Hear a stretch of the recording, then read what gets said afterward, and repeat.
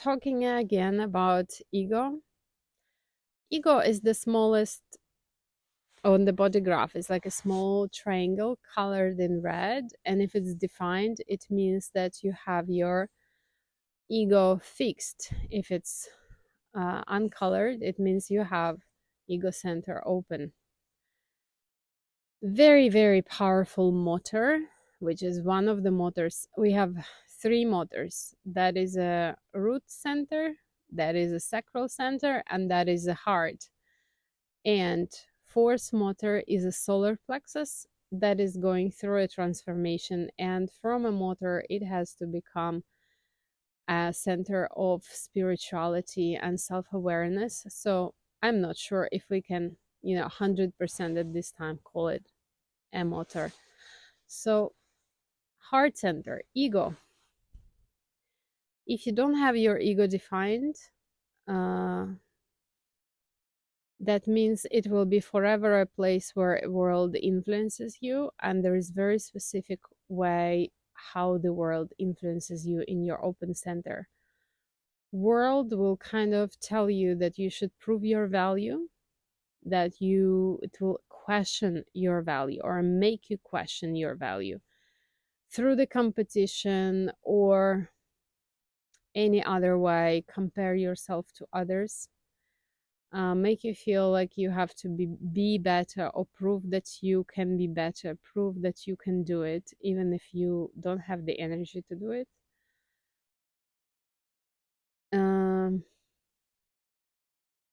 Marketing and all kind of advertising, they are targeting very much open ego, and having that strategy. Wash your hair with this shampoo, you will look better and more acceptable, because most probably you're not good enough. Like washing your hair with this shampoo will make you good enough. So if you look into all kinds of marketing strategies and advertisement, they're all targeting this open ego topic.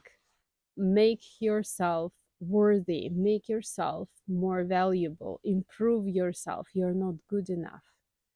You are not good enough. Look into this trigger. How much of this is true to you? What do you usually do in order to prove that you're good enough?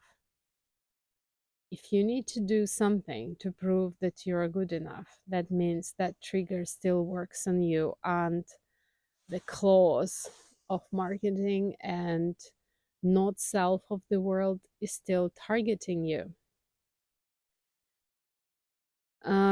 Even if you are doing something and the inner voice tells you, you know what, you can do it 100 times better, just tap yourself on the shoulder and say, you know what, I have done it with all my heart, so I think I'm just doing well enough. And just watch your mind how it's trying to, bring your achievement down and never gives you a thumb up on what you're doing. So train yourself to just say, you know what, I'm good enough and I'm doing it well enough, and I don't need anybody's approval to say that it's good. For open ego people, I would suggest, if you're a generator, really try to do things in response, and so that you actually get simply satisfaction from the process and not so much dependable on the results or your judgment or your evaluation of the results. Do it for the sake of pleasure, satisfaction.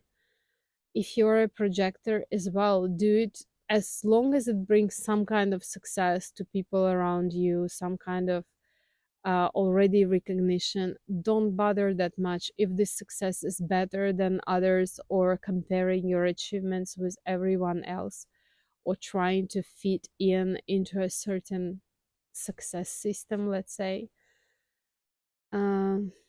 Just notice how your mind is playing with the words to bring your value down, to bring your worth down. That's an open ego. Another trick for open ego is to make you do promises that you cannot actually fulfill. So whenever you hear that, yeah, let me tell them that I can, let them tell that I can do it tomorrow or in 3 days, know that soon after the conversation, you'll most probably find your energy unavailable to fulfill those promises in the time that you have possibly mentioned.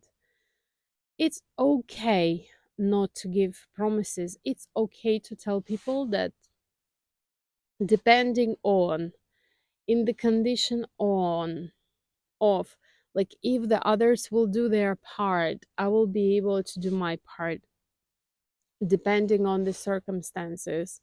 It's okay for you to mention the conditions under which it will be possible for all of you to come to a certain result, that it's not all your responsibility, and your promise will not solve a complete amount of this problem. Just inform that there are other factors involved. And whenever you can't, simply inform that you can't or it doesn't work, and don't hold yourself so responsible. It has been confirmed by some research that people who struggle to be the best CEOs and have bigger businesses and the most successful are people with open heart center, trying exactly to prove that they can, and putting all their life, all their energy in order to prove that they can be the best, like a competition, like a best runner in a marathon. And very often, when they are almost there, or when they're there, they just simply have a heart attack, heart failure. That's because ego center is a heart, and that motor is just not supposed to work 24/7. It's not supposed to be under this pressure of constantly delivering. And this center can make you its slave. So keep relying more on your energy. Do you have the energy to do it? Do you have a pleasure of doing it? Uh, or you're really doing it for a competition, for the sake of being better or the best? Because competition can take you very far, but most probably it will not be your life. At the end of the day, at the end of the day, certain results and certain achievements, they'll just be a number or a position mentioned. But the value of your life, the quality of your life, the quality of your satisfaction, the way you have enjoyed your life will actually matter. Please never, never forget about it. Love yourself.